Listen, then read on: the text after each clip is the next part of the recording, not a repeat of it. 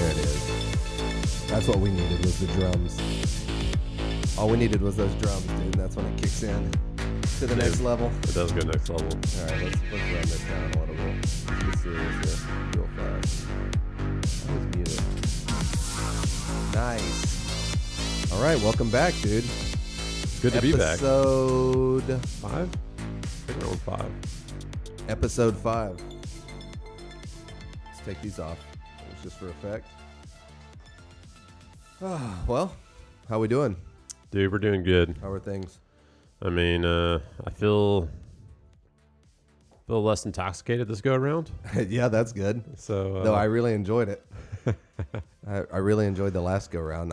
We got some great footage out of it. So, well, I'm sure I'll run for president. That's going to be my opponent's going to be using that. It wasn't like bad. You didn't insult, segment of the population. I don't think. No, you might have. No, just Kelly Loeffler. I really laid into her. I've been meaning to cut that Kelly Loeffler into its own clip and post it with what one man thinks of Kelly Loeffler, or like what one Georgian has to say about Kelly Loeffler, and just put your Kelly Loeffler. Loeffler. Like I think you should blanket statement how Georgians in general feel about Kelly Loeffler, because the Dems aren't going to vote for her. So just how Georgians feel about Kelly Loeffler, kind of like Basil Hayden. Yeah, you just slow roll them. Yeah, suck them in. Like I'm not going to tell you what it is in the title. No. You're just going to identify with it when you hear it. You're like, we do be feeling that way.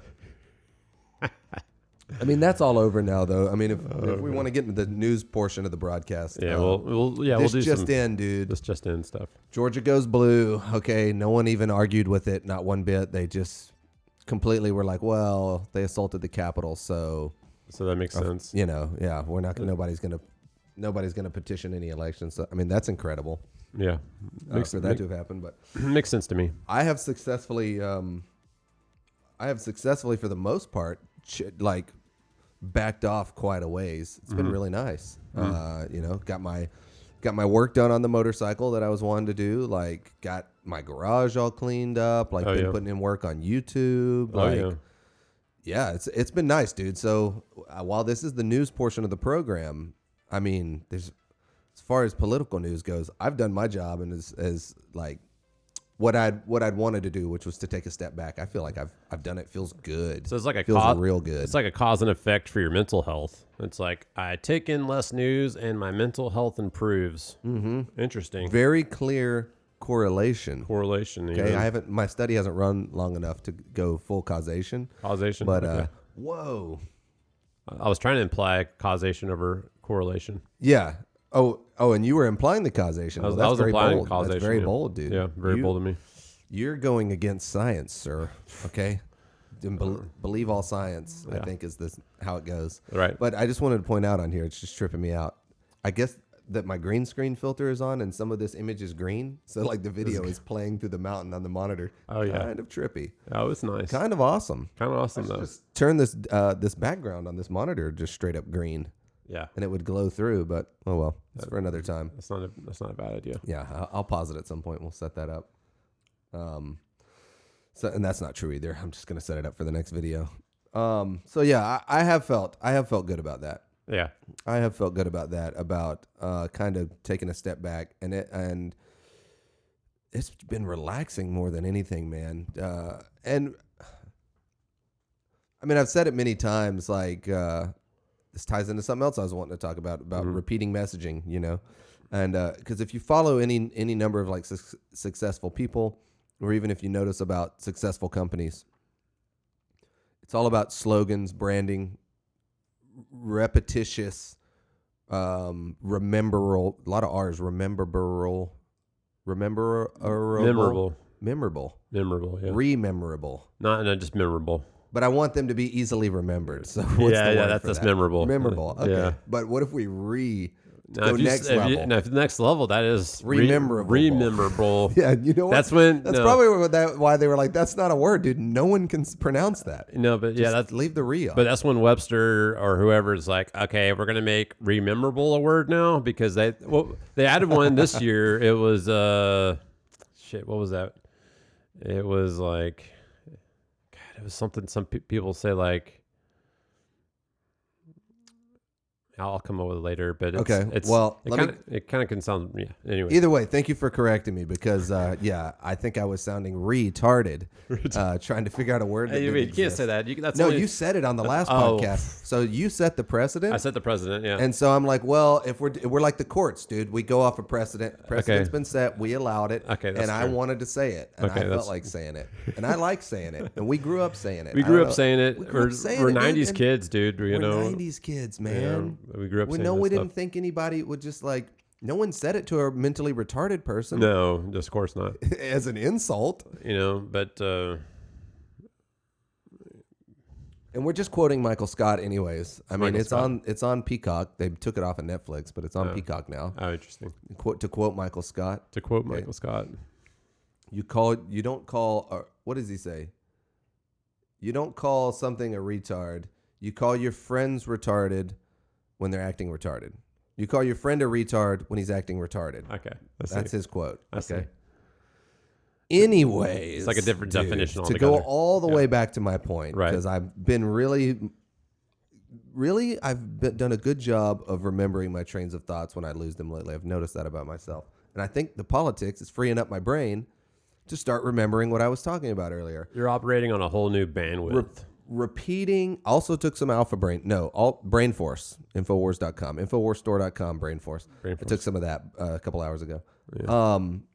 The repeating messaging. So like on this podcast, I had this worry that like, how I got to stop saying like, that's another thing. We'll address it later. But I had this worry that maybe it would become too repetitious because you can only have so many opinions. And if you're not having a lot of experiences or opinion-changing events in your life, then what more do you really have to say? But at the same time, anything that's successful is repetitious and is repeatable. And you want your messaging to like relate to people and also have some value. And you also don't know when people are going to join in on the fun. They might be at episode 5. It might be episode 22. It might be episode 540. Before they even hear you for the first time. For sure. So you always want to be doing that little, keeping the theme there, So people, no matter what stage I come in, like I can understand what you're about, Right. So I'll stop saying too, or at some point. Yeah, I do the knows. That's one of the things I do sometimes. I do it when someone knows, Yeah, I know what you're talking about. That's when you do it. Someone knows. You let them know that you know that they know. I think my first podcast ever. It was. What was I did so many times. What was your first podcast ever? It was like the spiritual something. I don't know. Spiritual. When did you do it? Oh, it was like 6 years ago. And it was like a lot of in there. Were you on listening back to yourself? Because this is something I hear from a lot of people. Yeah. On listening back to yourself on your first podcast you did. Yeah. How did you feel? Oh, it was painful. And what was painful about it? Like, was just the pure sound of your voice painful? Was the subject matter was painful? It was just the nervousness and me not being able to communicate my ideas in the way that I would want them to be, communicated. Mm-hmm. So,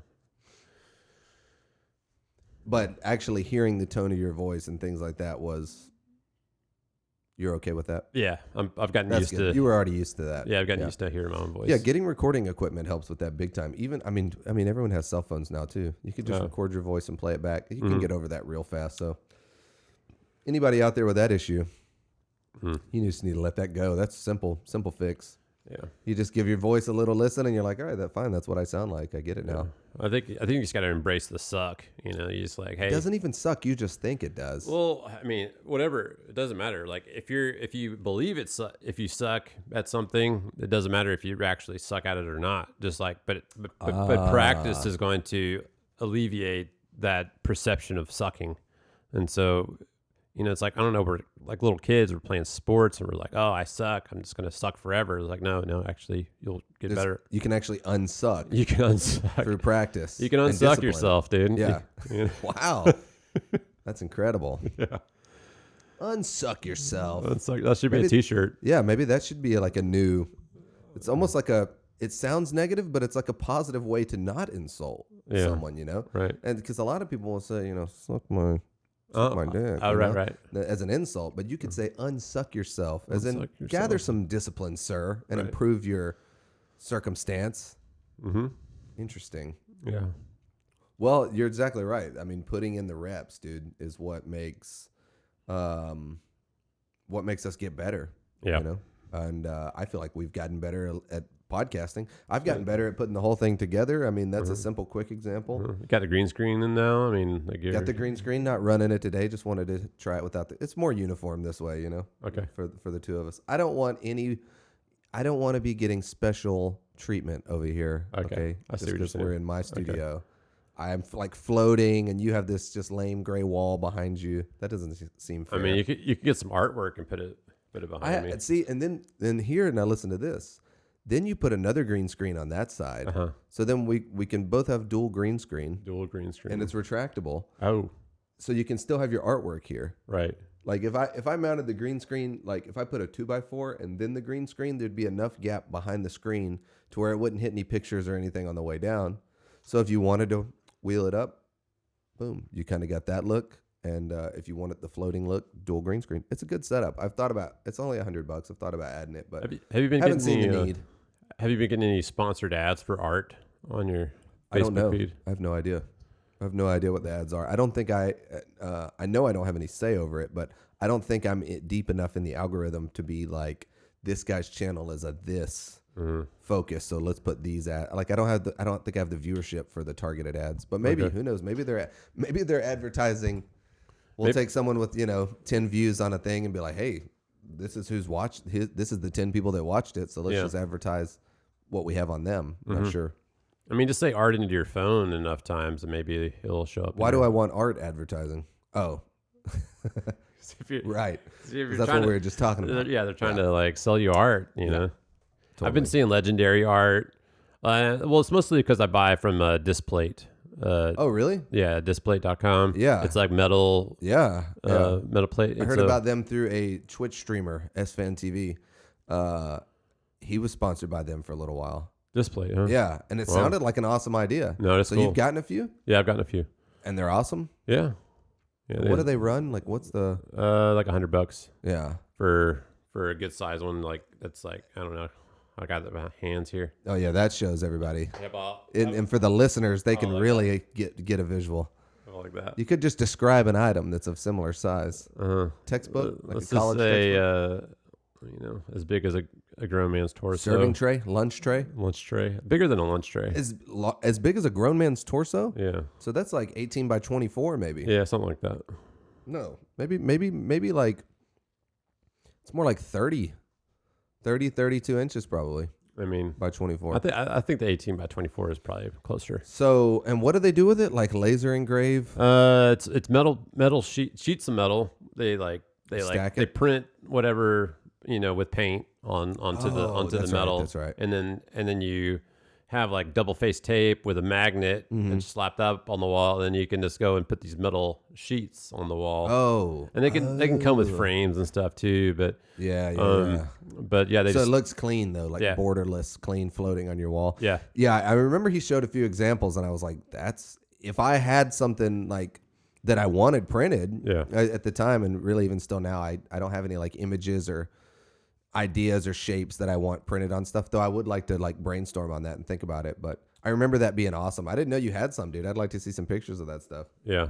I for a while there, I was wanting to get some Keanu Reeves Jesus paintings made. And to like print and resell?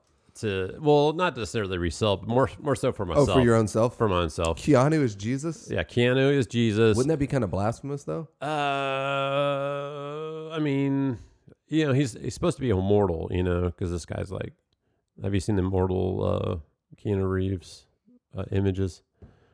Yes. Yeah, the immortal Keanu Reeves theory. Yes, yeah. I'm familiar with that. Yeah, so it's just supposed to be humorous. It's not supposed to like get people riled up. I'm offended, so I know. I don't see how that's going to work. Yeah, I can offend even the Alexes among us. That would be, you see the piece I have over here that's like a self portrait with a beard and like low glasses in the guest bed. Oh, okay. I don't know. Something in the style of that with like a immortal Keanu kind of theme would be cool. I'll have to show it to you, but it's kind of what do they call it? Cell shading. It's almost like comic book cell shading look a little bit. Yeah. Have you seen the movie with Charlize Theron? It's like Netflix. I don't think I have. I don't watch a lot of. She's they're immortals in this movie. Theron. I'm just getting this. Okay, this is where we're gonna be. I think. Go ahead. They're immortals. Yeah, they're immortals. So they only like so that you can shoot them dead, kill them, whatever, and then they'll come back to life. Oh snap! No, I definitely. But haven't seen this. they only have so many lives, and they don't know how many lives they have. But that is just going to keep coming back. Oh, and then yeah. So that's intense. That's trippy. That's trippy. And then she's like, she explains the process, like, oh, it's trippy every time because you don't know if you're coming back or not. Right. And then, but she's been around since, I don't know, it was like thousands of years, something like that. She's been battling through the ages. Is this an older movie or? No, this is like maybe 2 years old. Really? Yeah. You watch a lot more movies than I do. Dude, I try to get my entertainment in. I know. I don't. I mean, it's not like I'm. I just spend more time probably playing video games, Yeah, that's probably true. Like my movie time, I feel like I'm probably playing video game time. Yeah. Whatever the game that people are playing at the time. So. Yeah, I mean, that's all I see. Everybody has their own sometimes I get a little bit jealous because like you'll be telling me about a movie and I'm like, man, it actually sounds like kind of an awesome story. I don't know if this was a good movie or not, but because I do love a good movie. It's entertaining. I have a hard time sitting down to watch one, man. That's really good. I really do. I even want to go back and watch some classics, but I just... Yeah, every time I go to do it, I'm like, oh, am I really going to sit here for 2.5 hours, 3 hours and watch Braveheart? And it's like, it's got to hit me in just the right way where I'm like, you know what? Let's do it. Let's watch it. But I want to watch some like Braveheart, Gladiator, Last Samurai. Like, I'd love to finish out Lord of the Rings. You know, like how many times do you watch Lord of the Rings? I don't even know, but I cut off halfway through the second one on my last watch through, and I can just feel it in my soul since we did that it's like. It's been calling you like the ring. You didn't complete the cycle. You have to watch, the whole trilogy. Which at this point, I'll just have to start over. It's like whispering to you. But yeah, I mean, you got to love a good movie. You got to. That sounds like a crazy plot, dude. Multiple immortality. Mm-hmm. That's almost worse than just knowing you're going to die once. Yeah, I guess so. But at least they do die, But even in the same way, it's just like one death. You just don't know. All those other deaths weren't deaths because you weren't dead. Yeah. So it's kind of like having one death anyways. You only have one real one. Mm-hmm.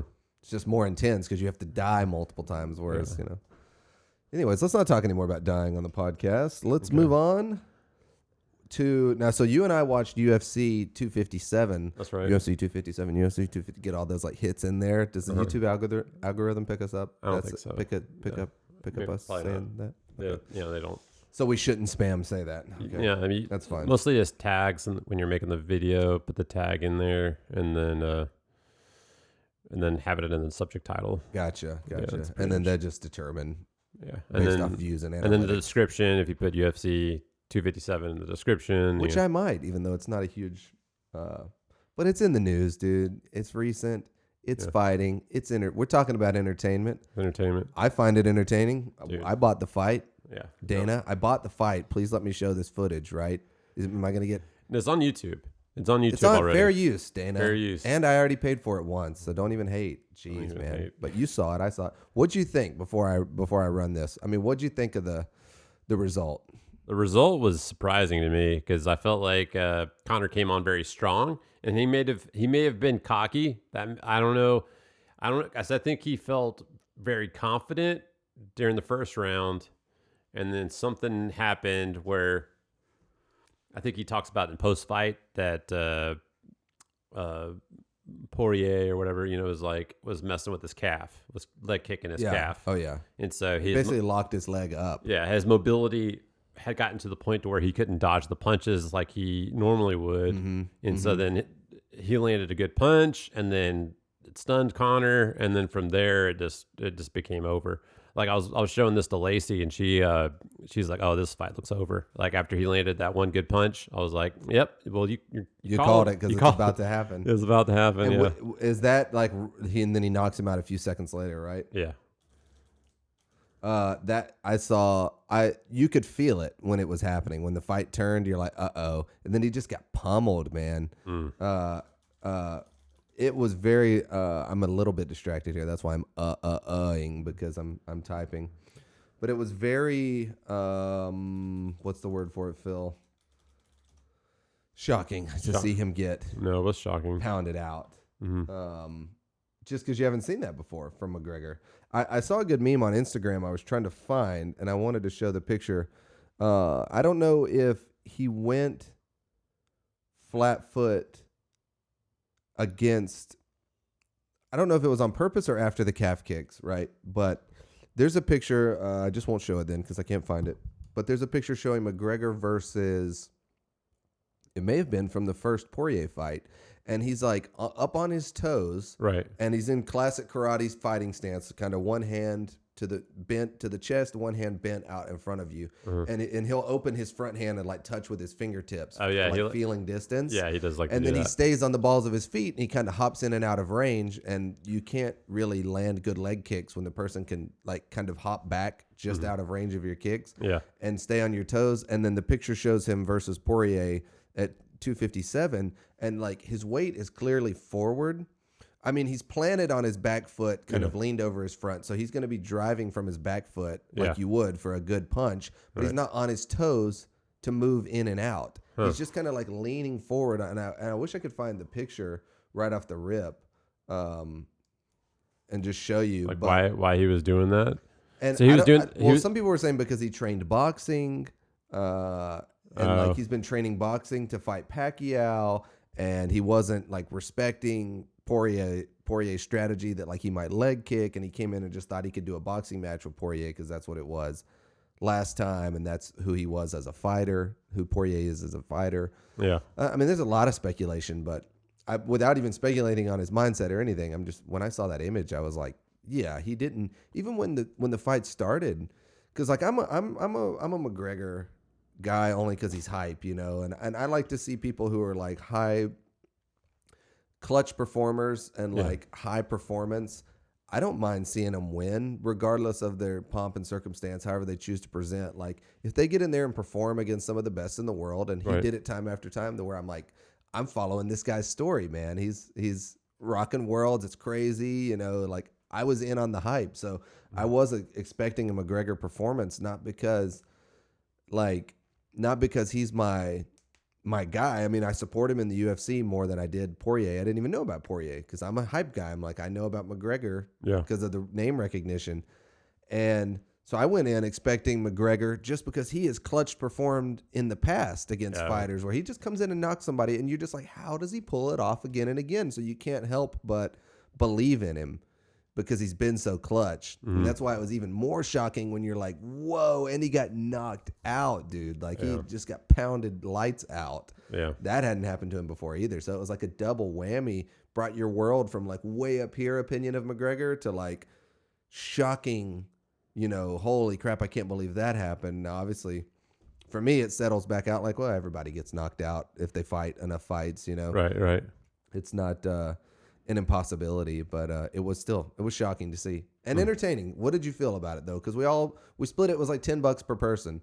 I mean, I'm in for that. I thought it was, you know, he said he wanted to bring entertainment to he promised a masterpiece, dude. Oh yeah, and it kind of was a masterpiece on how to knock McGregor out, like how to put him out. Yeah, it wasn't. It just he didn't craft a masterpiece. Poirier did. Yeah, but it was worth the $10. I mean, it was solid. I mean, yeah, for sure. Like it was entertaining. I felt like he was landing some good strikes, and then it was just it was actually a decent fight in the first round too. He was in there. All right, so I haven't watched this video yet. Let's see. Yeah, let's see the highlights, dude. Yeah, let's get a look at this video. Might be tough to watch.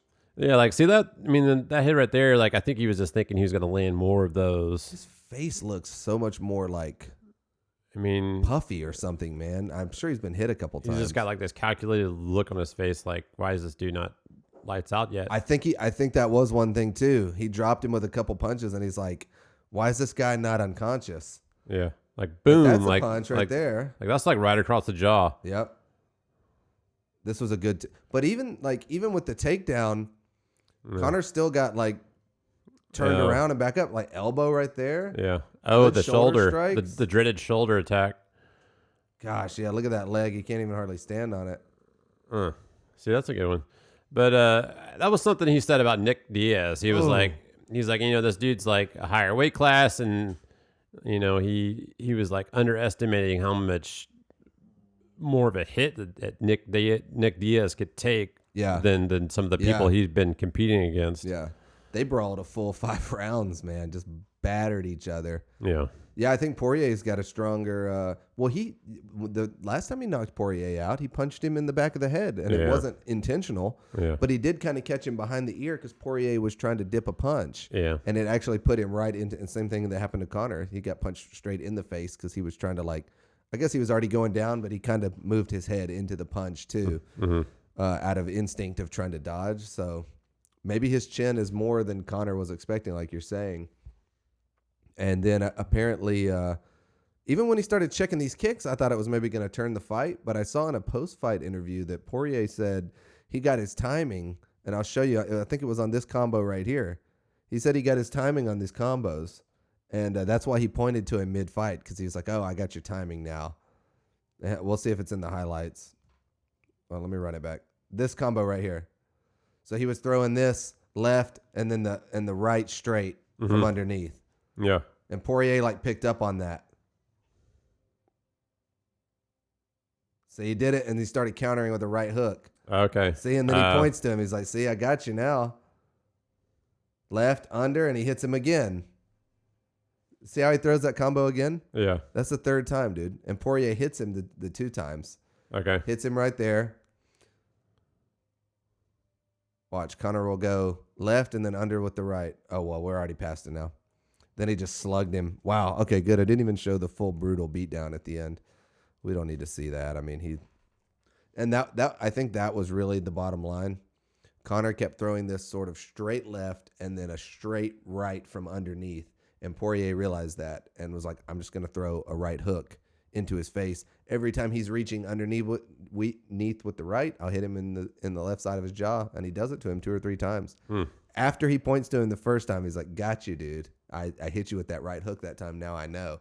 And it's like, I don't know why Conor didn't change his stance or change up his combo. It's like he was tunnel vision, dude, or something. Yeah. What do you think? So moving on from McGregor, what do you think is the future for, what do you think is the future for McGregor? What do you, realistically, is he fighting? How many fights? If we're going to talk about it, let's talk about it. Yeah. I mean, make some predictions. At some point, why is he not just going to retire? Right. Does he how much paper is he wanting to stack? I mean, you can't retire on a TKO. Yeah, you can't. He can't. Do you think somebody with his level of ego, even though he's been playing this more humble character, which I think is great? Is he going to be doing stupid stuff like boxing? What's the YouTuber? Logan Paul. Paul. I don't see that happening. He's too high profile to go down to that level. Right now. So is he going to go to the WCW? I mean, not WWE. I don't see him going. Now? I don't see him going to anything theatrical, performance-wise, in the fighting realm. Join Ronda Rousey. But I mean, in the UFC, what's his future? Is he going to fight again? Is he? Are we going to see him? There's going to be a part 3 of this fight. You think so? Oh, for sure. They'll make part 3. Well, here's the thing, though, dude. Poirier's ranked number 2. Yeah. So Poirier gets a title fight, really. Oh. Conor's going to have to fight somebody else. Poirier is going to either Khabib is going to have to come back or he's going to have to forfeit the belt and say he's not coming back. They'll make a title fight, but Poirier is the guy in it. He's number 2 and he just knocked out McGregor. Yeah. Otherwise, they could have made McGregor Khabib and said, okay, see, he's back. Yeah. Another masterpiece. Right. Now, Khabib, come on, Khabib, you want to come back? If he didn't, then they make Poirier 3. Right. And let him rematch for it since Dustin was number 2 anyways. Now all that's ruined because Conor got TKO'd.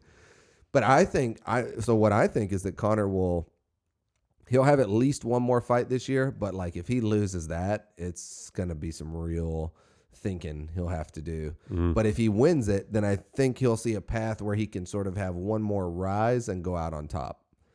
And even if it takes him maybe 2 more years, he's only 32. Yeah, because Khabib went out on top. Khabib's 29-0, baby, smoking dudes, no problem. Yeah. He's so sick, man. He is a sick dude. He just came in all I was watching highlights of him fighting Connor, and he was just like ground pounding him. Yeah, dude. He just came in all like couldn't even speak English that great and was just humble and was like, look, I'm just here to destroy. That's what I'm going to do. You can take all your trash talk and shove it. And he just kept destroying, dude. Submitted. He looks like a very scary guy to get in the octagon with. I mean, he's just. I think he's been training since he was a kid. Yeah, and he like trained, wrestled with a bear when he was a kid. Yeah, I mean, he's just a brawler, man. Like he'll go harder than you. He doesn't care type of guy. Mm. I had a friend like that when I was a kid, actually, who would always take everything we did. Not always, but just had this intensity that I knew I couldn't match no matter what we were doing. So, like, if we wrestled, he won. And he became a wrestler in, like, middle school and high school, too. But, like, when we were kids, if we kind of, like, tumbled a little bit, we would play tag football. And he just had this intensity that I'm like, this guy. And, of course, he went into the military and became a Marine. So, good on him for using it. But I always recognized that quality in him, like, that he had this unmatchable intensity that it's like no matter what level I take it to, he's going to go harder and for sure. Whatever hurt me or outrun me or embarrass me or whatever. You just knew it. It plays with your head. How do you? And I think Khabib has done that to that division where they're like, gosh, man, this guy just smashes everybody. Like how you can't match. You're not going to be able to. He's just going to keep throwing punches and keep wrestling you until he chokes you out. Like he's never going to give up. He's a brutal warrior, man. Love it. I wouldn't care if he retired. I mean, because he's proven himself. Yeah, for sure. I mean, but then, let's just finalize our predictions on McGregor. I think he fights. I think you see him fight 2 more times this year. That's just my prediction. And I think if I really got to predict, no. Am I thinking who cares? I make whatever predictions I want. 2 more times this year, he wins them both. That's my prediction. Okay. What do you think? I think he's going to fight one more time this year, and he's going to win. I like 1. I was kind of thinking I should say 1, but I already said 2. Now, why do I have this football up? Because I don't even support the NFL. Yeah. Particularly. But since we're talking about McGregor, who was for a short time. McGregor was for a short time kind of like, is he the greatest of all time in MMA? He's the greatest in UFC as far as money earners. The GOAT, yeah. Yeah, and the ability to rise to the top and elevate the game. Yeah. He might not be the best fighter. And because, especially after the last performance and his performance with Khabib, you can't get beat and be like, I'm the best when there's a guy that hasn't been beat. But how sick is Tom Brady, dude? You just switch teams. You're like, I'm going down to Florida. You get your buddy, who was one of your favorite tight ends, Gronkowski. Hey man, you want to unretire? I'll get this team. I'll get this team to sign you. They're like, yeah, we'll sign him, dude. Put him on the roster. So you bring your good tight end buddy from New England and yourself down to. By the way, tight end, dude. Can we change the name on that? The sport already has enough like homosexual grabbing and touching. Do we really need to be calling them tight ends? But regardless, he brings his favorite tight end down with him, because you can't travel without your favorite tight end, dude. And the man just gets right back to the Super Bowl, dude.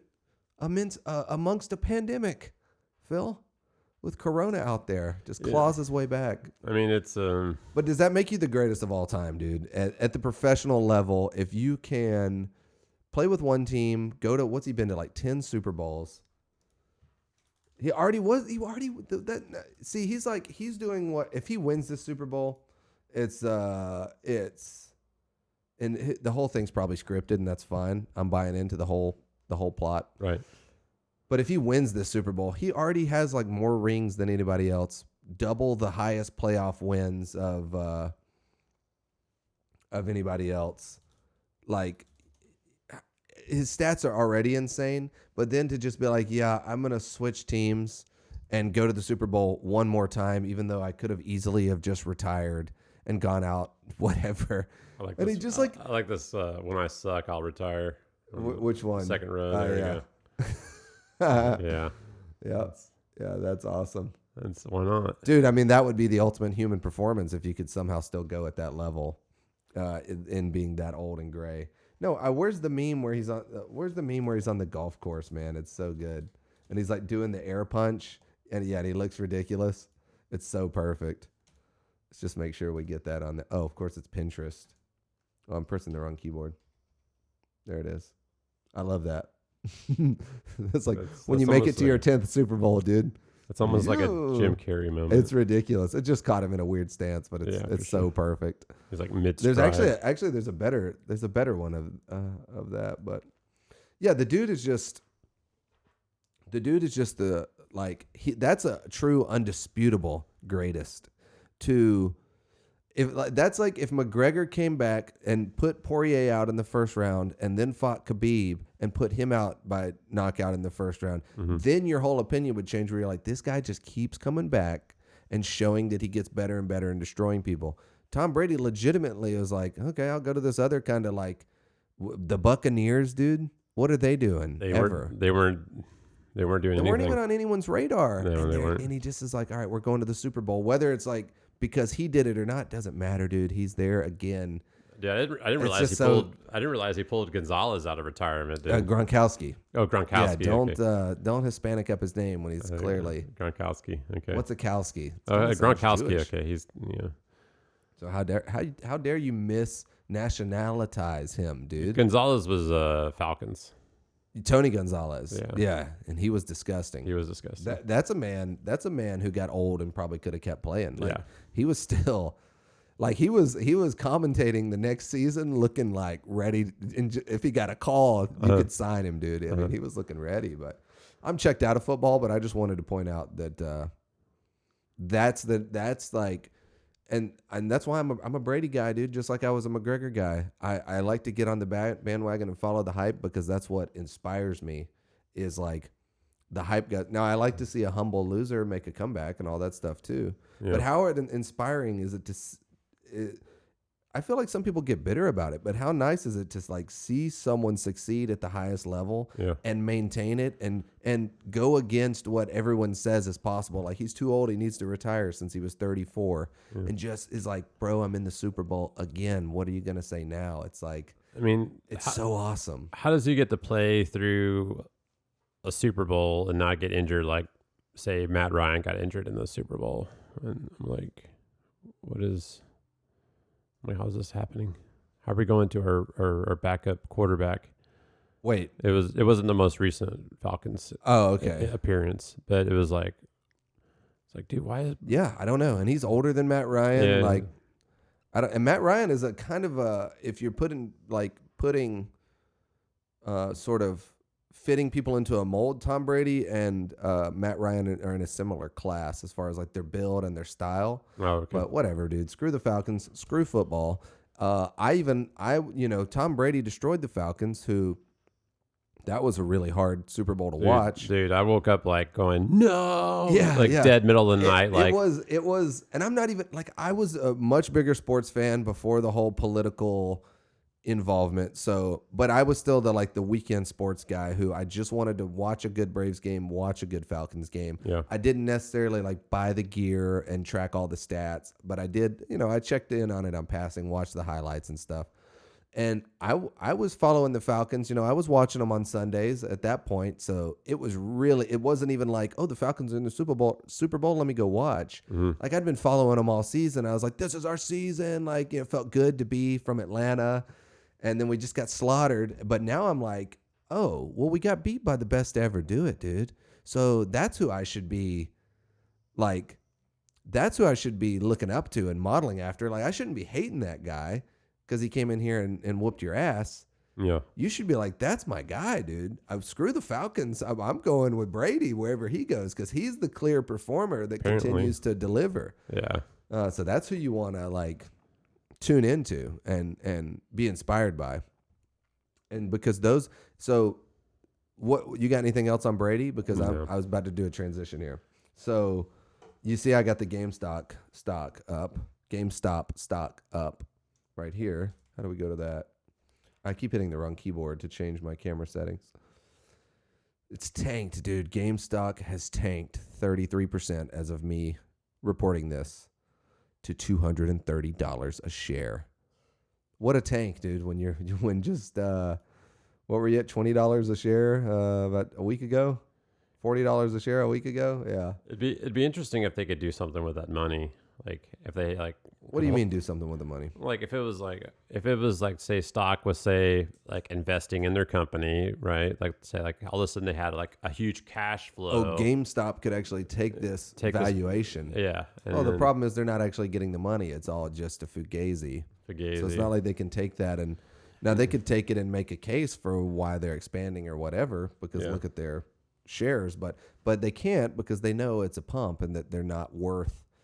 I think like at the $300 point, that put them at like over a $12 billion or $10 billion company when before they were valued at like $2 billion and probably haven't been doing that hot lately. So as I understand it, the whole story with GameStop, just to recap, was the narrative that's being told is that online sort of activism and banding together, they found out that Melvin Capital was shorting the stock and that it was moving on Friday, this massive holding of GameStop, and was going to get shorted and was basically going to be really bad for people who are invested in GameStop and for GameStop itself. And I don't know the history. I'm not on Reddit. I don't follow all this. This is just what I gather. Right. So some subreddit on Reddit banded together with this idea to start buying GameStop. And it spread to 4chan and I'm sure other areas too. And with everyone buying it, it pumped the price way up. And as it began to get pumped, that began to build hype. And people were like, oh, if it's going to keep going up and I get in now at 40 and they're telling me it's going to go to 100 or 200 if we all keep buying, then when we get there, I can sell. Well, it pushed all the way up to, at one point, 450 as the hype grew. And that basically meant that Melvin Capital was going to go out of business when their shares finalize on Friday, in whatever way that works. They were going to owe 300 times more money than they were when they expected it, when they shorted it earlier. Oh, wow. So... Because they had shorted it for a specific date. They shorted it, yes, for Friday at a price. Then the price was very low. And the people were like, hey, let's strike back against them and screw them by... pumping the price of the stock before Friday. Like, how do people even know? Is that public it's knowledge? Publicly disclosed, wow. at a certain level. And I don't know exactly what the laws are, but it was knowledge. It wasn't insider information. That's pretty. And I don't know if they have. I think they have to disclose it in a certain time frame for certain reasons. I can't speculate on that because I don't know. But the information was gathered in a legal way that the short was coming, and the counter to it was, hey, why don't we make them go broke and we get rich instead? Yeah. And that's the narrative, is that there's like this online retail hype. By the way, the stock has already gone down another 2% just in the time that we've had this up. I mean, it's on its way down. But it's interesting to see how this plays, because Friday's the day. Today's Thursday. What if it doesn't hold price until Friday? That's a good. So who knows? And like you got the email from Weeble. Yeah. You can no longer take position in this stock if you're not already in it. So that kind of sucks. But you can sell your stock. I would assume you could still sell. That would be messed up if you couldn't sell your shares. Oh yeah. But I think you just can't buy new positions on your shares. Yeah. So it's interesting. I don't get into stuff like this. I'm just getting caught up now because I'm at the edges of this stuff on the internet. Yeah. To where this leaks, if it goes like I'm not going to hear about it on Reddit. I'm probably not going to hear about it on 4chan. Right. But once it starts leaking into other parts of the internet, it'll start showing up on my sources and my daily feed, and I'm like, oh, what's going on here? Right. But by the time I learned about this, GameStop was already like, I think it was at like $150. So I guess technically, if I wanted to pump and dump, I could have bought in at $150 and still made money. But at that point, you look at the stock price and you're like, dude, it was a week ago, it was $20. I'm not getting in at $150. Mm-hmm. That's just me. I don't go that risky on something so pumped, so obviously pumped and soon to be dumped. So people feel like Tesla's pumped. Like Tesla's pumped. They feel Tesla. Like, yeah, they feel I thought you said Tel, like the cryptocurrency Tel coin. Oh, Tel coin. Because I bought some of that back in the crypto craze. Oh, okay. And it was supposed to get pumped and never did. Oh man. Yeah. Dude, I may have to. You think Tesla's pumped up a little bit? I don't feel like it because of the potential that Tesla has. So you can go over to AMC They were trying to say AMC was going to be that we're going to do it to AMC next, but there's no disclosures about AMC shorting any big amount of their stocks or anything. Right. The thing was with GameStop, it worked because there was a big short coming, and so you could. But AMC, it's like, dude, no one has any like. There's no play here. It's just you're talking about pumping a stock. So they did pump it yesterday. I saw it go up to 23. No, it went to 20. Well, maybe it only went to 19. I just feel like this is either like, maybe is it the power of like of the internet? It's people like joining the forces. internet is like it can be just a wildfire hype machine, dude. And if it doesn't matter if it's an organic source or a shill, which by the way, I think someone's probably already invented this, but I want to invent shill coin. So any shills that you hire to shill your stuff online, you can pay them in shill coin. I mean, isn't that awesome? That sounds like a great coin for shills. So it doesn't matter if you're shilling or if you're authentic. Things can catch fire, man. But that doesn't mean that a brokerage didn't come in and sort of fuel this fire because they wanted to screw another brokerage who they compete with and realize that there's big opportunity if they put them out because they're like, hey, you made your mistake. Sorry, you're the one that shorted. And you should have been more sneaky about it. Now the people found out and they went against you. But it's like, did the people find out? Yes, that factor is there. But what really drove it? Was it really organic or was it a lot like the AMC?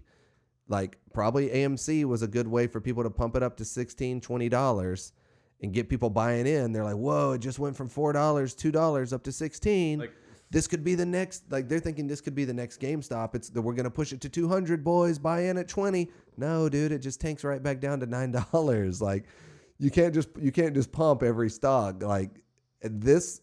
You don't know if they were shilling you to get you to quit buying GameStop. You don't know if somebody came up with this wise idea and a bunch of people just started falling for it from fear of missing out because they missed out on GameStop. Right. You don't know. Like you have to decide. You have to decipher things in life like for yourself and then decide whether you want to gamble on it or not. So if you gambled on the GameStop at the right time because you're in the right avenues, good on you. But if you bought into the AMC, it didn't seem to really get pumped like they were saying it was going to get pumped like the next GameStop. So it's hard to say, dude. We don't know, just like the Illuminati and just like COVID and everything. We can see the narratives, but we don't necessarily know always who is behind the screen. Yeah. Where's the narrative coming from? But we can, where the narrative is coming from, but we can still learn from the narrative. And apply that to our lives in our own way, in our own sort, and use our own self-discipline to be like, well, so again, like if you have the discipline to set the money aside to gamble on a stock and you see something online, like more power to you, man. Taking just like crypto. We all had to go at crypto back when it was big, and if you're still holding Bitcoin, like you did good because it's going up. Let's check in on Bitcoin. Look, Bitcoin's up 6% today. It was just at 30 the other day. Huh. You said buy at 30. You said buy Bitcoin at 30. You should still buy. At 32? Apparently, yeah, even at 32. I guess my new number is if it's under 35, you should probably be buying. You should be buying it like just because. I mean, apparently it's going to be up to 100 grand by the end of the year. By the end of this year. Right in the year. What's going to precipitate that? The hyperinflation of our inevitable dollar. Wow. Yeah, I mean it's like the amount of money that Biden's going to be printing in order to pay for all the things is going to hyperinflate the dollar for. I mean that's just my take on it. Yeah. So and then that was going to happen even with Trump. Like even if Trump was president, he was going to be dumping money.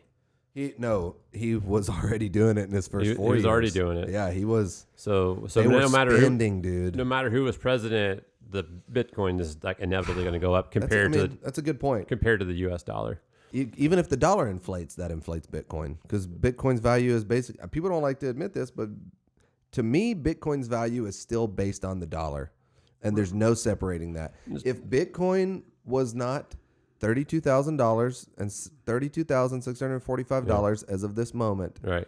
It would not seem nearly as like, whoa, that seems really valuable as if I was like, Bitcoin is worth $112. Yeah. People would be like, okay, well, there wouldn't be the hype. But so what I'm saying is like, you can't until it can truly, when it's really going to explode, is when it can separate from the dollar and be accepted everywhere. You know, fractions of a coin where if you got 2 Bitcoin, you're like, wow, you can I can live stuff, for 3 years versus, you know. You can cash in on it. But, well, here's what I'm saying. How do you separate the two? Because me personally, as it stands, even if I had a Bitcoin at 32,000, I'm really feeling like I might like to get my 32, like I might like to get my 40,000 and use US dollars to build something. Yeah. Because we're still so dominated by that. Yeah. So it's hard to look at it when the cryptos, when I go to check the price of them, the price is whatever the dollar says it's worth. Well, sure. So, well, let's just say like the dollar I don't know if that would be considered a hyperinflate, but let's say the dollar inflates to where gas is say $20 a gallon. Right. You know, that would put the crypto, you know, the Bitcoin up to 320,000, you know, essentially. Right. That's what I'm saying. Without anything changing. Right. Like if the dollar inflates to where you have to pay $20 for a gallon, so it would offset Bitcoin by that amount. Okay, no, that actually makes sense because then if I have access to, like, as if my pay doesn't change, right, and I've been like, well, pay me in Bitcoin, all my Bitcoin just inflated, and so you pay me that same money in Bitcoin, it's worth way more compared to the dollar. No, like you would have to be, they're still tied together. Like say you're getting paid $40,000 a year. If you already I'm saying it wrong. If I already had the Bitcoin, if you already had, but my pay didn't change, and your pay my didn't Bitcoin, change. like I'm still only getting whatever. Let's take a completely run of the mill job. Someone's getting $500 a week. Yeah, you're still getting $500 a week, but Yeah. gas is costing you $20 a gallon. $20 a gallon. But Bitcoin is up way up, and you're like, oh, my Bitcoin is worth way more than my $20 bill is. Because my income hasn't changed, but luckily I was holding my bags of crypto over here. That does make sense. So I could see why you would break off some of your investment and sort of safeguard it. Same with gold. In that, yeah. Yeah, Do you buy gold? I've got silver coins. How's silver doing? I heard silver is up like 30%. Yeah, I mean silver is used in like, you know, electronics industry and all that. So silver is a good buy. Like Robert Kiyosaki got me into getting silver. Okay. He's a big silver guy. As opposed to gold, I mean, gold's still going to be good, but you know, and regardless of anything, like the dollar's going to inflate or hyperinflate possibly. So so gold's only going to hold its value and bump up compared to the dollar too. What percentage? Say, and this is purely, we're not financial experts. I don't know. Just what's your opinion of where you stand? Right. What would you say the percentage of cash in someone's account? So generally, most people have a bank account. Yeah. They're digital. There's a number in there. Sure. What percentage of that number would you say to keep in things that aren't just cash in your bank? Would you break off 50%? I guess it depends on your living expenses. Yeah. I would say for crypto and precious metals, I'd say at least 5%. But let's say that cash is sitting there and you can use 50% of it. Yeah. So once you break off half and you're like, I'm going to live, the other half has to stay cash. It has to pay my bills, whatever. But I got 50% over here. Mm-hmm. Would you keep it in cash? What percentage of that 50% would you like turn into Bitcoin, turn into gold, silver? Just you personally. I mean, personally, not like an advice way, but like, what's your feelings on it? Yeah. I mean, I would have, you know, like the emergency fund, like Dave Ramsey talks about. You keep some cash. Keep some cash. So say 6 months of expenses in cash. Okay. And then after that, I would have at least like, you know, so the rest of that is just going to be investments. Right. You know, some of it's. So you would keep 6 months expenses in cash, and then you would diversify all the rest of the cash. Cash. Yeah. Interesting. See, and I think that's what I have I keep most of my stuff in cash and not diversified. Mm-hmm. And while that's relatively secure, barring that the dollar doesn't inflate, you also miss out on stuff like where you could have made some gains shifting your money around if you just were willing to move it. But you have to be willing to see that number change in your bank account where it's like you can't just go get the money out if you want it. You know, you got to sell some position or you got to move some crypto, whatever. You can get the money back, but it's like you're letting your money do a little bit of work. And that's a thing I've been wanting to like train up on a little more, you know? Go Diversifying your cash. Yeah, go to JM Bullion, like J, like, and then M as a Michael Bullion, and see if that's see what the silver coins, silver eagles are selling for. Let's take a look. So go to click on silver 10 tab. ounce? Yeah, click Is on that the a classic? click on the silver tab at the top, Silver. and then silver coins, Silver coins. silver eagles. Yeah. Why silver eagles? Yeah, why not? Okay. And then go to all silver eagles. Mm-hmm. And then so, I mean, 1 ounce. Why would 1 ounce silver coin sell for 30 and another 36. older 2009 one would sell for 36? More silver content? No, it's just because people value it at that. It's kind of like houses. Like, because it's a certain year and things like year, that. Okay, yeah. so this is for like real coin guys. Yeah. Like, look at this. 2006 is up to 52. Oh yeah, because and they come in that certified packaging and that sort of thing. And I'm not into that. What if I just want to buy silver bars? That's what I would want. Silver bars. Here we go. Just pure, like, how much? I'm gonna get a 100-ounce silver bar. I'm gonna order it right now. There we go. Hey, why not? Dude, that would be sick to have in your house. Mm-hmm. I mean, self-defense. Should we buy silver right now on live on YouTube? Yeah. What do we want to buy? 100-ounce bar, varied condition, any mint. What I like about coins is, like, if I have one on hand, I can save a lot of money doing it. I could barter with it, Yeah. if I need to. Like, hey, you know what silver coins are worth, blah blah blah. What are the odds that? Okay, I'm gonna need to barter with it. Let me do a. Why did I close it? Let me do a fill scenario. Fill scenario. Hey, can we pause it before the fill scenario? Yeah. Okay. So back to where we left off. I had a scenario based off what you were telling me, and I'm wondering, again, a personal question. Or, like, what are the odds of you actually needing to ever use coins to barter with? Nice job, dude. Fully predicting my scenario. You're Clearly prepared. And again, we're not here, like, I'm just here to find out what. Listen, I need your to toilet have a paper. discussion, find out what one man thinks. Yeah, we're not giving any advice here. To each their own. I need your toilet paper, and you want my silver coins. I feel like you've been sneaking toilet paper when you leave my house, dude. I'm trying to stockpile toilet paper. You always wear a jacket when you come in and out, and it seems like thick around the midsection. Yeah, but you got to, to each their own. You believe what you believe. Yeah, you're a toilet paper guy, so that's fine. Toilet paper is going to be the new currency. So what's it going to take? My real scenario question is, and for those listening at home, okay, think about this in your brain. What realistically would have to happen for us to become a barter society? Like, what things break down to the point where truly you can go to your neighbor or your community and say, I have these silver coins for your food or for your car or for your gas, or I have this service, like, I can chop wood since your arm is bad. And like, and you can do that now, but when will we be forced? Do you think we will be forced into that scenario? You got any predictions on that? What gets us there? All right. Well, I've got a couple scenarios. Like, well, you've got. So you're about to take my scenario and create more scenarios. More scenarios. A cascading scenario. How about let's just come up with examples. So, Trump passed an executive order stating something like, is this real or this is real? Okay. That other foreign entities, countries, specifically China, would not have access to our power grid. Okay. Yes. And then Biden was like, I saw that. Rescind that. Yes. And I saw that as well. And he saw that as well. Yeah. And there's people that are even on the left going, why did he do that?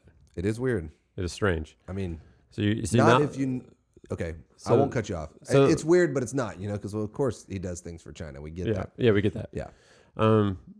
But so say all the power goes down or whatever. Yeah. I mean that's I would put that up there as one of the top ones. Power grid failure. We realize everything.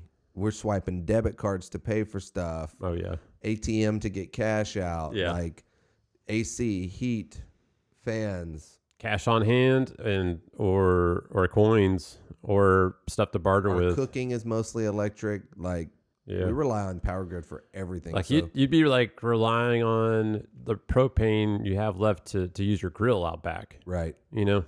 Or charcoal if you're a charcoal person, guy. How long would that? I mean, you'd be relying on hoping you can gather some firewood. Yeah. To even heat your fire to heat anything. If the grid went down during winter in the northern hemisphere, there'd be a lot of people in trouble. Wow. Canadians, like hopefully their grid stays up. Maybe they have better regulations about who controls their grid or not. But yeah, I mean that's just. I think that's a good point, dude. Power grid failure, you might get to the point where it's like, hey, I don't know when this grid is coming back up, but I will give you this silver coin for your car so I can get the hell out of here. Can you even pump gas if the grid's down? I mean, I think there's like handles you can manually pump it. I think some of the older pumps still, even though they have, but you wouldn't be able to pay for it. No, unless it was cash, I guess. Yeah, not the way we pay right now. Yeah. Like, I mean, you're talking about society would go back.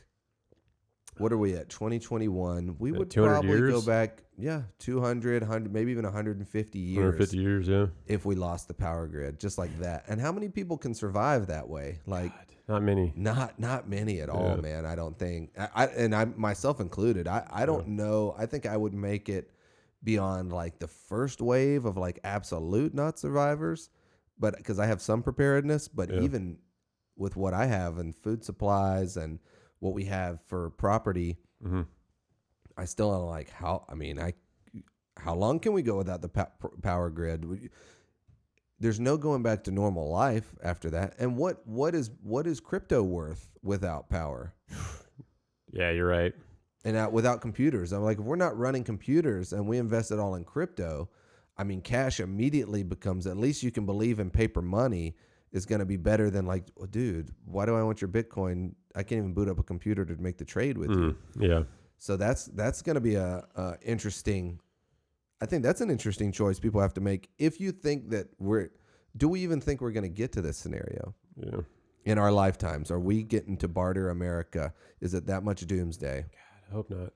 I mean, well, I don't think we are, is my straight up prediction. I think the system will feed its little baby birds in whatever, even if it's a drastic change of the system, mass production of food and clothes and nonsense will continue.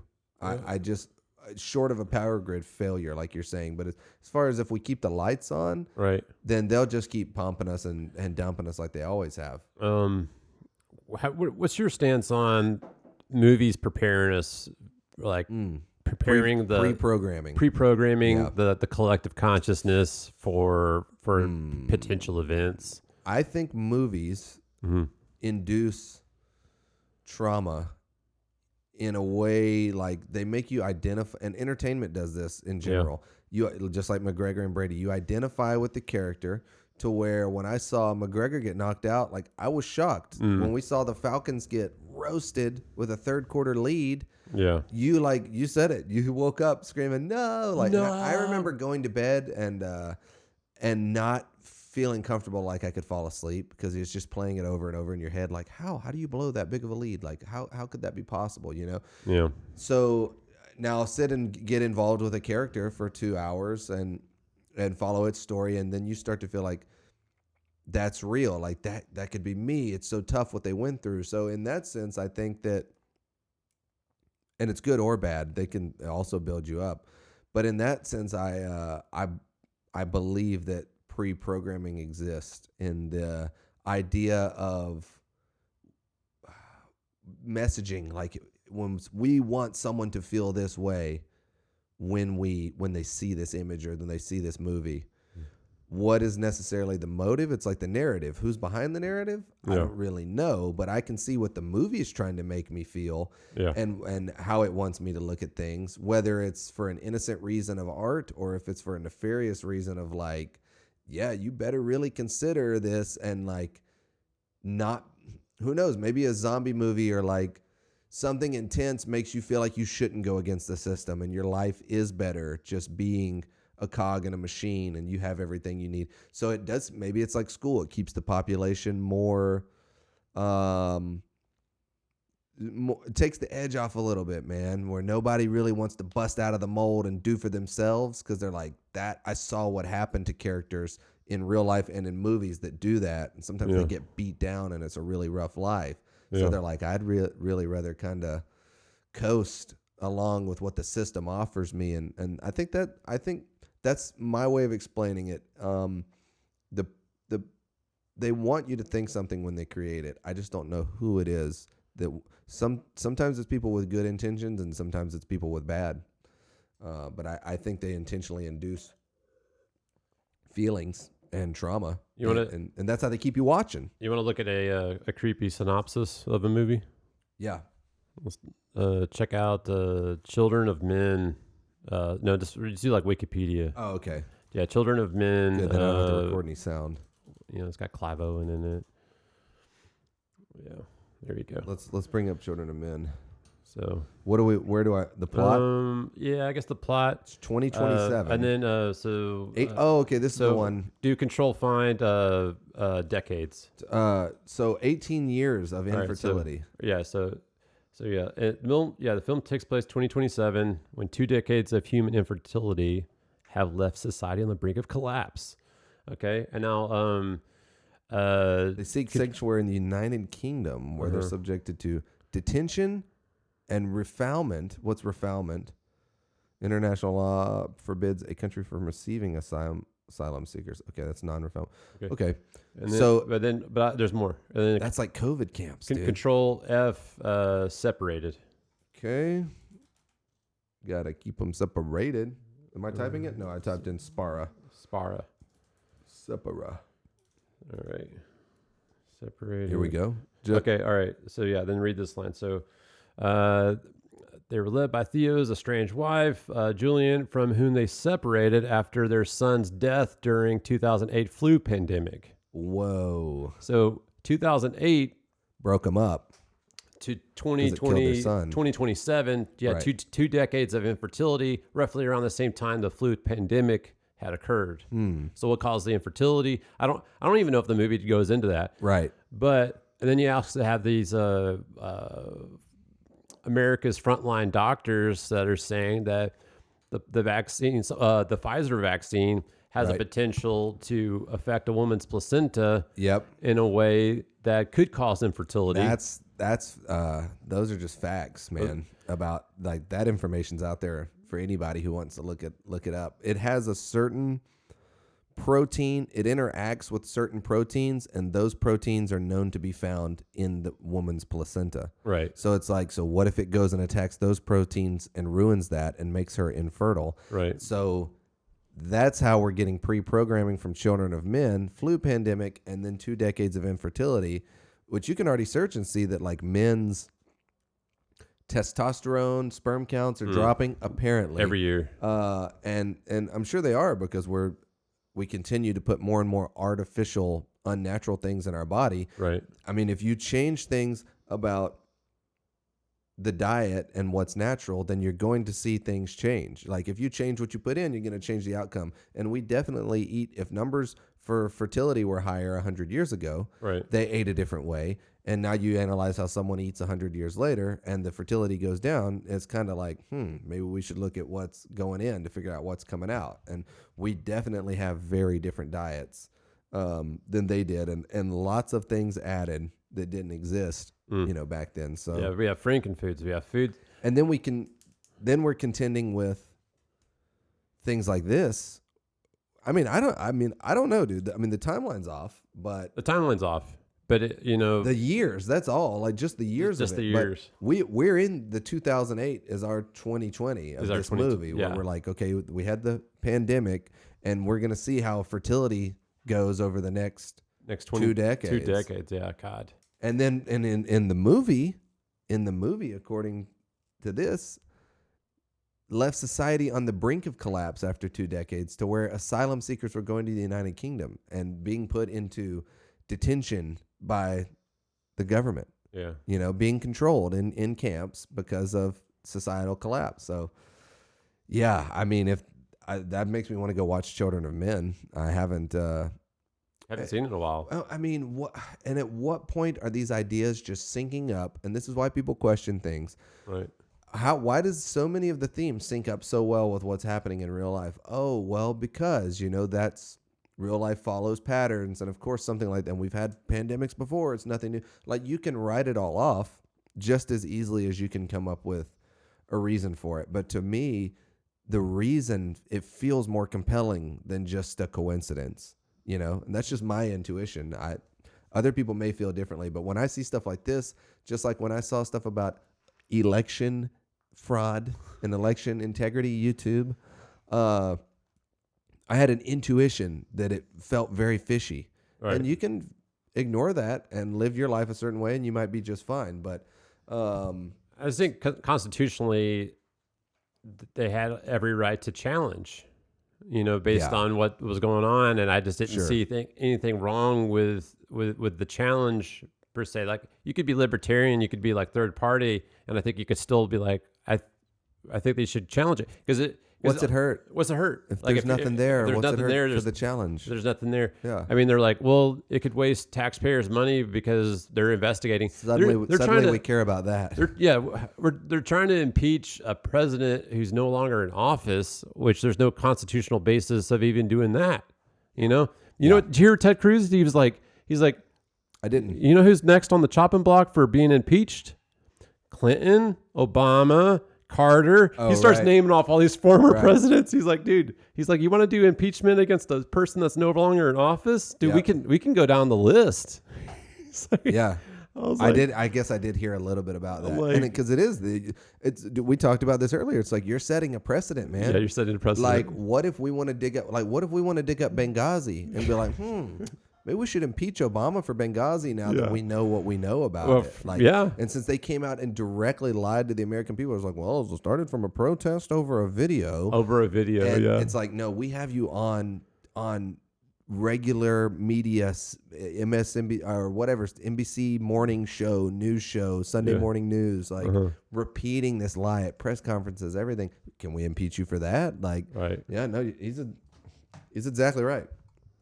And that is the precedent they're setting, and we do a lot of stuff, but no one's gonna do that. And I don't think. I mean, my prediction on the Trump impeachment is it probably is old news at this point. I mean, get over it. Like like Trumpers were told. Apparently, we're telling Hillary supporters and Bernie supporters that laws. Oh, get over it. He is your president. Whatever. It's like, okay, get over it. Like, you got your guy. Quit attacking our guy. That's the old. Like, just how about improve the situation? How about do something good? Quit always going after and trying to punish and new legislation and new drama. It's like, how about just do something good for the country, man? Mm-hmm. Well, they're not going to, of course. Yeah. But that's what it makes me feel. And because that's not the people they are, and that's not what that world is. It's not, the system is not about doing good for everyone. So you can't get caught up and be like, why won't they just do right? Because you don't do right in that world. That's not how it operates. It makes me feel like Batman Begins, where you've got this society. Whoa, this went big cam for a second. The society of I'm hearing you. I'm going to let Peach up. The society of people that are taking down major empires. Like, he was like, we took down Rome, or I don't know if that was an example, but he's like, that was the reason for taking down Gotham. Like, Gotham is a cancer, and they need to take it out. Become too corrupt. Become too corrupt. So I'm like, I feel like that's kind of what people are doing with the United States. Is that the United States has become too corrupt, or it's or I don't know. Maybe they want a new character on the scene. We want America to come out of the limelight, to live long enough to become the enemy, or become the villain. I mean, that's kind of what we were talking about Trump. Being in office long enough to become the villain, but being the United States, I think didn't take him very long. Yeah, I think the United States has the opportunity to live long enough to become the villain. Yeah, I mean, and then kind of already are the villain, and the way our government treat it's not we, because I didn't vote for that. I didn't elect these people to bomb Middle Eastern people and blow their families to smithereens. Yeah, blow up little kids. I mean, so I'm not even going to say we. It's our government. It's our corrupt freaking government's way of diplomacy, which is all just about making money and doing for themselves. Like that's all they're about, and that's all it's been about. But people are upset that we have been lulled to sleep by entertainment while our government has been blowing up little kids with drones and shit. Right. And that's again, that's the fault of the individual, you know, and that's kind of that actually ties me in perfectly to my next point, which is how can we do things since the government's not going to do it? How can we do things like with this podcast and in our lives in general? How can we do things to bring value? Because that's exactly what we're calling for out of the government is like, what value are you bringing us? Like you're just doing diplomacy to make yourself money and weapon manufacturers money and side deals and uranium deals and big pharmaceutical money and land in Africa and Bill Gates buying up all the farmland and pushing vaccines. It's like they're not bringing any value to our lives, you know, and I like the discussion on this podcast. I want to bring value in a way that it's maybe, and this is just pure brainstorming. I've been thinking about this a lot and I still don't have the exact answer, but I want that at least to be my focus. It's like, how am I at least bringing some value to the table? Is it from just having a level-headed perspective? Is it from introducing two scenarios and thinking them out a little bit, you know, so that someone can hear maybe a perspective they hadn't thought of, or even just to get your voice out there. Like one big thing is to, and I talked about this in the vlog, is to like put a voice, an additional voice, just a little extra contribution to the universe that's pushing for personal responsibility and like pushing for people to start at square one with themselves to build up into something better so that maybe our government can one day be a little bit better. I think it's always going to be. It's just the nature of the world is to have good and evil at play. So you're never going to have like this great virtuous government, but we could make it a little more than it is if we all contribute individually by making our lives better and holding ourselves accountable, holding our neighbors accountable, but still being empathetic and understanding. And like, so I feel like that's a value that this podcast can bring, that maybe even my videos can bring, that I want to try and bring, is like, how can I push some, I don't want to say goodness, like some platitude, but it's like more like effectiveness and messaging that's more in line with just how I see things, and then make an argument for why I see it that way. So maybe someone else can understand that too and join in. That's one idea. I almost feel like there needs to be a city state that just gets made from scratch. Like I know, like there's that city of neon out in Saudi Arabia that's getting built from scratch. Not familiar. That sounds awesome. It's supposed to be a utopia, but let's see. Well, what about it though? There needs to be one. Neon. Oh, neon with an M. Okay. Yeah, with an M. So NEOM, launching the line. It's a revolution in urban living. So like, what if you had an island nation, you know, bunch of billionaires get together that are like, maybe like level-headed billionaires, not like the satanic ones, but so you few and far between, but okay. Maybe, who knows? I don't know the percentages of satanic billionaires versus non-satanic billionaires, but. So say you have a bunch of level-headed ones, you know, say, I don't know, let's just say Elon is a good guy, level-headed guy. Say, you know, he's not an actor in the theater of the world, but you know, he's a good guy, and he's like, hey, you know what? I'm buying this island. You can get stakes in it. We're gonna have our own self-sustaining food, island nation, the best internet in the world, and nice. And we're gonna live peacefully. You know, does this people do they need a military? I mean, maybe. You'd need something for outside defense, because you can't go anywhere and say, we're going to do this without someone else having some interest that they're like, well, no. Yeah. I got something I want on that at some point in time. I mean, there could be like some, you know, Somali pirates or something come over and be like, hey, we want to take over or something, you know, and you're like, that's stupid. So maybe there's like a Spartan culture built into it where every citizen knows how to use a gun and defend the nation. Now you're just going deeper and deeper, trying to like build it. I don't know. I mean, I'm not trying to. I'm trying to talk about how to bring value. You're trying to build a new nation, but where you came from it, where you started with that, made perfect sense. Was that because I've thought of that too? Like these are the ideas we have to explore at this point. Where it's like, do we all just like move to Texas and secede? Or even like just find some land and secede and be like, we're going to take the tenets of the Bill of Rights as a starting point, but we got to kind of put these laws. But I think the thing is like, you'd probably end up with a very similar system to what we already have, especially if you started with it as a basis. Because the idea of like the court system and the checks and balances and innocent until proven guilty. Why was there no? This is genius stuff, dude. Why was there Free no speech, like genius level ideas for humanity to work together. But no like anti-corruption laws though. I mean, the courts are there to prevent it. Like but I don't know about blatant anti-corruption. I'm not sure. Nothing comes to mind. But if you can prove that corruption in court, then you can prove them guilty, and they have to pay the price for it. I mean, in China they execute you if you're proven to be corrupt. So China is I don't know if they're a role model or not, but yeah, exactly. They're a whole different animal because they're different. They're also tens of thousands, thousands years old.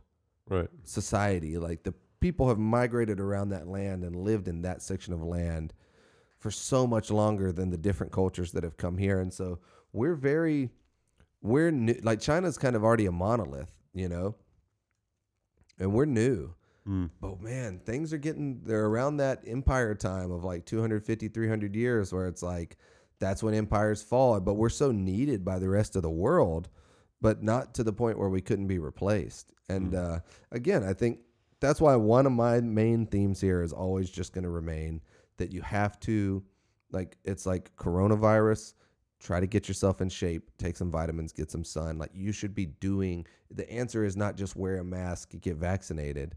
Those are cop-outs.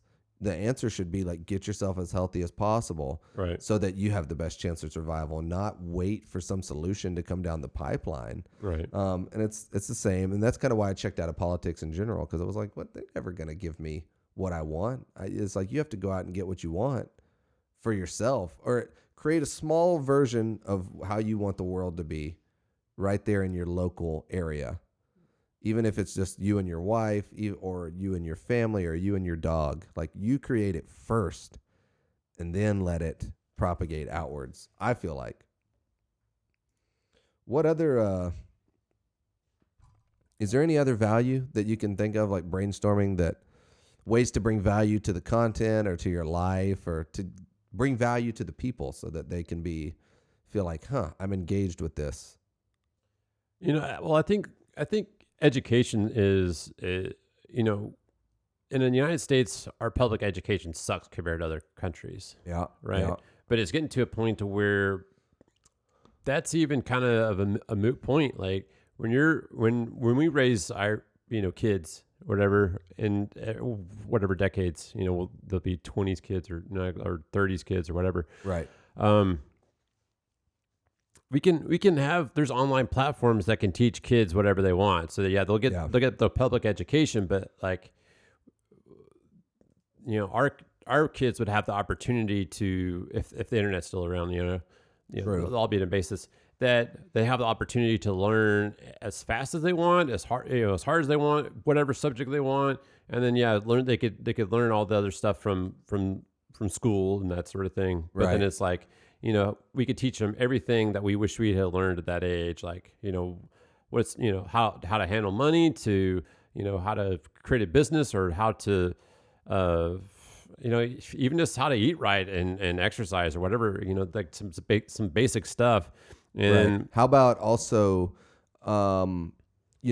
things that are ridiculous about the curriculum. I personally, my opinion is I wouldn't even put my kids into a public school. Yeah. I'd homeschool them first. I feel like a smart enough guy, and my wife is definitely smart enough that it's like, I can teach you just fine. Like, you want to do high level math? Okay, I can get you, like, I can get through math to a certain level, and then we can get you learning in a course, like you said, online. If you want to go trig, calculus, all that, like I did all those classes.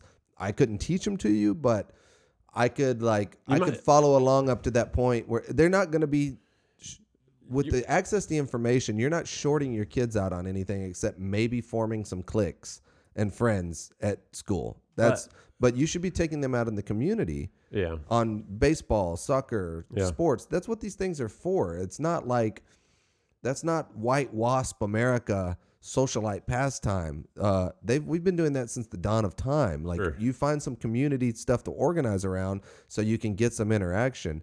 So I think the access to information is so strong that you can teach.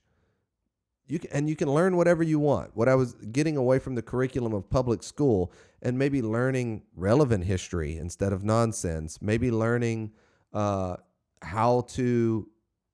what taxes are all about, what investing looks like, what managing finances looks like, instead of focusing on grammar, math, reading. Like, read something like, maybe read To Kill a Mockingbird. But how about also read, like, what's his name? Kiyosaki, Rich Dad, Poor Dad. Like, let's mix it up a little bit and let the individual figure out, again, to tie it back to the individual, like, let them figure out what they're good at. And don't force everyone through this freaking mold, which is what people who put their faith in the federal government and that level to change. You're like, so you want us all to fit into a mold so that we can all be equal, when in reality we would, as a whole, do a lot better if we had our own customizable mold that we felt comfortable in, that we could perform inside of, you know?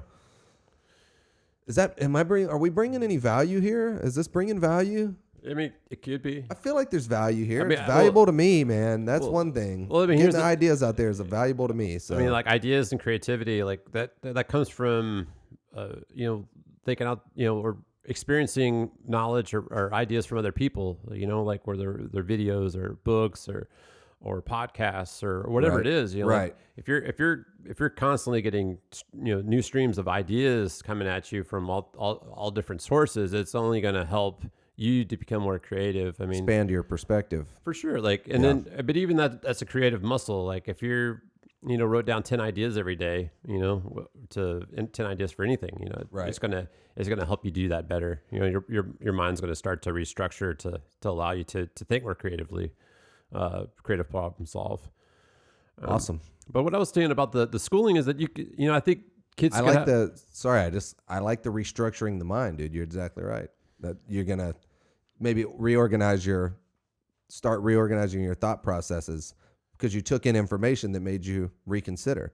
Well, and that's the kind of information we're trying to put out through our perspectives. Right. So that there's some, just for your consideration, sir. That's what we're putting out there. Yeah. Okay. Like, I don't think anybody needs to be like, oh, you're wrong, or, oh, this is right. Like, I think it just needs to be, something to marinate on, like whether you're like, okay, that's an interesting idea. Like, it doesn't, I don't think you have to label things right or wrong. Doesn't necessarily just allow it to be an interesting idea. Like, you don't have to read a whole book as like, this is the gospel truth, like. And now you're sold out to that idea because you got latched on to one. Yeah. Yeah, exactly. Like, I mean, like I will listen to a podcast or someone speaking on a live or whatever, and they could be batshit crazy about several points, right? But there's a few things that they mention that I'm able to, like, still have perspective on. Yeah. I'm like, okay, that's a little batshit crazy, but I liked what he said here. Yeah, like, there's some truth there. There's some heavy like nuggets. Decent nuggets. Like, listen for the nuggets. And I totally agree with that. I feel like it helps generate. It just helps. It's good for everybody. It's good for me. Hopefully you enjoy it. It's good for you. I won't speak for you, but I mean, we wouldn't keep recording if we weren't getting something out of it. For sure. But it's like, you get something out of it, and then you can put it out there so that maybe something can be gotten out of it, Right. And that's the core of it. And whether it's working for us to work through ideas or helping somebody else who hears it to think about something or jog their memory or work through an idea, I think that's kind of the point of content in general. And you can always boil it down to, like, well, you can start doing more and more and more specific things. And you're like, no, like you were saying about the Irish people and the titles versus one video for every exercise. Right. You can specialize and figure out where you're at, or you can be more general, whatever, or anything in between. But it's all about the repetition and putting it out, and I don't want to say repeating again or the word branding, but creating a theme. Right. And then seeing it through and watching it grow. It's almost like a really good example is like a child, they're molded, and that's where we're like content children who are molding ourselves into whatever image. And we're kind of we have like goals in mind, but then at the same time, we're just letting it flow and just seeing what it becomes, and right. I think that is my goal. And part of the value that can bring too, is that someone can see me doing it. Right. And think, oh, that may not be a podcast that they've been motivated to do, but they may feel like, man, look at that guy just puts out his podcast, like knocks it out. Maybe I need to go do that thing that I've been meaning to do, because that's how I got here, was by watching other people do things in their lives that inspired me to where I was like, well, maybe I need to do that thing I've been thinking about. And because why not? Then you just get after it. Yeah. I think there's because what else you gonna do, as they say. Yeah, there's a look up, or maybe I can just look it up here on my phone. Look it up. What is it? Look up Babe movie Destiny quote. What's the first word? Babe, like BABE, like the pig movie. Babe, like a hot babe, not a babe. Gotcha. Well, that's what came to my mind, was the pig movie. No, Babe. I said Babe, but you got Babe. I guess I put a V in there. Give me some slack. Give me some slack. Farmer Hoggett. It's literally the pig movie, Babe? Yeah. And then he talks about Destiny. Uh-huh. What, is this the quote? It doesn't look like it. Look, click images. Click scroll. Maybe it's this one. Little ideas that tickle and nag and refuse to go away should never be ignored, for in them lie the seeds of destiny. Uh-huh. Is that the quote? That's the quote. Let's bring it up on the screen. There it is. Sometimes like some ideas like will tickle at you for a long time, but we just don't act on them, right? Right. And so, that's why I like this quote. I recently heard it while listening to the audiobook, The Buddha and the Badass, which is a good book. A little bit of an infomercial in it, but sure. But lots of great information. And he brings up this quote, and it's just like, wow, Yeah. And it's it's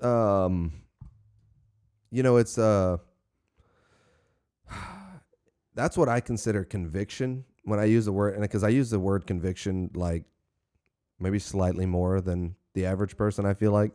And I've used it in a few podcasts and vlogs. Mm-hmm. I feel like that's what conviction is. It's your conscience. Like there's something internally that's like, you should give this a try, or you should keep at whatever you're doing. And I'm going to like guilt you into it or make you feel like you let yourself down. Okay. And I think your ability to like dial into that and accept it and realize like the voice in my head wouldn't be telling me something. It's like, who was it? Socrates, that decided he was just going to listen to the voice in his head, and whatever it told him to do, he would do, instead of going against his conscience all the time. When his conscience is like, no, you like, maybe it's that you shouldn't have one more drink, or it's that you should quit wasting time and go finish that thing you were writing. Mm-hmm. Either one. He just decided when he felt that come on, he would do it then. So if he felt guilty, like, oh, you're wasting time, you should be working at that thing you wanted to work at. You should be working out, which, by the way, I want to change. My wife and I decided this, and this was under an idea I had. I don't want to call it working out anymore. Like, what are you working out? I feel mostly at peace with who I am, more at peace than I've ever been with the way my body looks, whatever. I could improve it, but there's not something I want to go work out of me. If all I want to do is train, it should be called training. When that's what you're doing, you're lifting weights so that your body can get better at lifting weights, and like, so you can put yourself in stressful situations so you're better at dealing with stress. You're better at breathing. You're better at running. Like your cardio Now you're trained for scenarios beyond just lifting. Your body is prepared for situations. Working out makes it sound like, oh man, I got to go work out today. Like something's wrong with me. Like I got to go to work. Even. Yes. And it's like something's wrong with me and I got to go get it out of my system. That might work for some people, but for me, I'm like, it's much more motivating to think of it as like, oh man, I need to go train today. Like I need to go train legs so that my legs are strong if I have to run or if I want to stand on them all day long and work. You know, I need to go train. It's like, and then you can even expand it to where now you're talking about, I'm not a workout guru. Like I'm a training guru and I can teach you how to train. And I'm definitely neither of those things, but I'm just referencing people online who are like, I'm the workout guy, you know? And it's like, well, I'd rather go to the training guy so that I can train for real life. Even though working out will do that, it's like a mind trick. It's the words, you know? Interesting tangent there. But I was just thinking about that the other day. I just feel so much better to call it training than it does working out in my world, the connotation of it. Yeah, I mean that's all about transferring ideas, you know, through language. You know, like I have an idea in my head, and I'm trying to communicate it to you, and then like the words you use sometimes can produce a different idea in someone else. Very true. And so that you know, words are important. You know that it comes down to like how you're effectively communicating.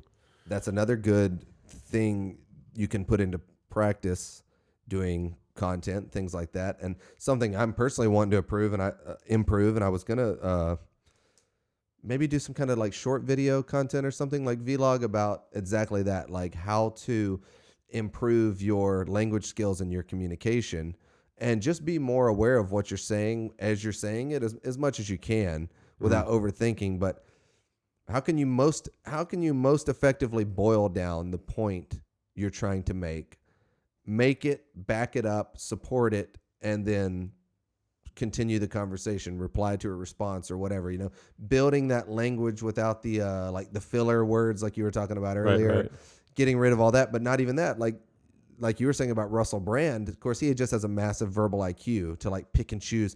I mean, he thinks of one thing and it's like synonyms just appear all in his brain. Then he just starts grabbing them, you know, so he can say the same thing 4 different ways because he has the ability to relate it so many different ways. It all must be webbed together in his mind verbally like that. But you can even train on stuff like that where you, by being on a long form podcast, you can challenge yourself in your speech, you know? And so I think in the end, I like, as much as I want to bring value, I probably do this more for me than anything else. Like, because I don't really care how many people watch or whatever. I just want to work out some ideas, enjoy doing it. I love the hardware side and the producing side of it. And, you know, it's a fun way to get together and work out some ideas and maybe get some engagement, but it's just satisfying. It's just like the quote. It's just that little thing that nags. It feels good when you listen to that voice. And that's what Socrates' thing was. He's like, I'm tired of being at war. Why be at war with yourself? Like when yourself tells you, hey man, don't eat this bad sugar thing and maybe go do some push-ups. Why? You could be so much more at peace if you just agreed with that voice and you're like, you're right. Let's get in unison. Quit fighting against your own self, you know, and unify your will. It's an interesting concept. Some I'm working on for sure. I got another quote for you. Okay. Let's go back to the quote machine. Go back to the quote machine. We love a good quote. All right. Look, search William Hutchinson. I can't believe you did a Babe movie quote. That's I know. So legit. It's like it's like such a niche. Like I didn't even see the movie Babe, but I know of it though. That's awesome. William Hutchinson, and it's like Hutchin, Murray. Son, William Murray. Hutchinson Murray, and then put boldness in there. Right Put boldness on the end, and then images. Boldness. And click that images button there. Images. Yeah. Bam. We want a nice. It's the best place to click on. Nick, do this first one. Whatever you can do. Click on for this one here. So until one is committed, there is hesitancy. Yes. The chance to draw back. Always ineffectiveness concerning all acts of initiative and creation. You know, There is one elementary truth that ignorance of which kills countless ideas and splendid plans, that the moment one definitely commits oneself, then providence moves too. All sorts of things occur to help one that would never otherwise have occurred. A whole stream of events issues from the decision raising the one's favor, all manner of unforeseen incidents and meetings and material assistance. So like all kinds of ways, which no man could have dreamed of, or dreamed of before it come his way. Okay. Whatever you can do or dream you can do, begin it. Boldness has genius, power, and magic in it. Begin it now. Very good stuff. I'm like, dude, is that just a quote, or did he like write that in a book, or who is Hutchinson Murray? Yeah, let's look up that. I think he was like because that, I mean, and I like the idea of that. You consider boldness itself a quality, and yet he's like laying out. He's doing the cascading scenarios like you were doing earlier. He's laying out what the boldness has within it, qualities itself, and it's very interesting. I mean, and I think that's fortune favors the bold is the easiest way to sum up what he said, because sure, he who has the courage to just step out and do that thing, Yeah, like even what he said, like you'll see all manner of things that you didn't expect. Like doors will start to open for you because you are willing to take the chance. I mean, it just he's like very powerful quote. It's kind of like Grant Cardone talks about it. He's like, you don't have to know the how. Like, how am I supposed to do this, or how am I supposed to do that? And he's like, Grant Cardone's like, commit first, right? Figure it out later. Yeah.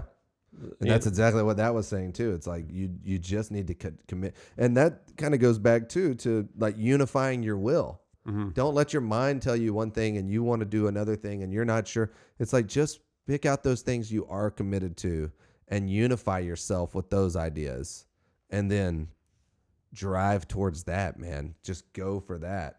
He was a Scottish mountaineer and writer. Well, that's awesome. Sounds like a freaking awesome dude. Freaking boss. 1913 to 1996. Is that him? Yeah. Doctorate from Stirling University, Scotland. Doctor of Letters. I think there's a wildly misattributed to somebody. Volume passage, stream of. Okay, but it's not the boldness quote. Oh yeah, here he has the quote here. Quotation that is it's widely misattributed to Johann Wolfgang, but it's actually Murray, his. Yeah, which you knew, dude. You knew about the psyop, the Wolfgang psyop. You outed that, and you're like, no, it's actually been Murray this whole time. I think he put that in. There's a book or whatever he wrote about the Himalayas. I guess he mountain climbed the Himalayas. So I love how we're jamming to this ridiculous 80s like intense music, and the stream they'll never hear it. They'll never know, dude. They'll never know. It's only for us. Well, I think that about wraps it up for me, dude, for episode 5. Episode 5. Another one in the books. I mean, can you imagine when we get to we're at like episode 52, regardless of how many of those you're in on or not. We'll be sounding like Russell Brand. At some point, it'll be like, dude, episode 56 today. And then finally we'll have like 14 viewers instead of 9. Uh-huh. Yeah, dude, we're on the climb. We're headed uphill. Just got to keep a positive attitude. We might even have YouTube ads to get new subscribers. Oh, I'm not even full screened. Dude. Let's go back full screen. There we go. Oh yeah. All right. Any final words for the peoples, dude? Final words are anything you want to direct them towards before we head out here? Do people watch the end of the video? I mean, where do they jump around? Should we have done a generator plug? We'll plug generators on the next. We'll do a separate generator commercial and just put it in every episode. Okay, because we talked about the grid going down, but we didn't plug our favorite brand of generators. We actually missed a great opportunity to plug generators. And I'm surprised. Had you had some more Basil Haydens, you'd have been, and we got into grids going down, you'd be my God. I told you about those generators. I told you about those generators. Yeah, you were right all along. So that's my final say is we should have mentioned more about generators and perhaps Basil Hayden. Yeah. Well, till next time then. Next time. Great having you. Like and subscribe if you liked it, and drop us a comment. We need it. We got to have it. There's no Go other ahead and options. hit that notification bell. You need notifications. You got to like. You got to. I don't even like shilling it, but I'm getting shill coin for shilling. So I'm going to go ahead and shill. Shill it out. Like, subscribe, hit the notification comment, bell. Notify. We got to say more inflammatory stuff to get these comments going, dude. That's what we got to do. I know yeah. We got to insult some people. There's both libtards and Trump-tards out there in the world. So if you're in one of those two camps, yeah, you should be offended right now. Get offended. Drop a comment. Let us know what you think. Yeah. All right. Peace out, everybody. We'll see you on the next one.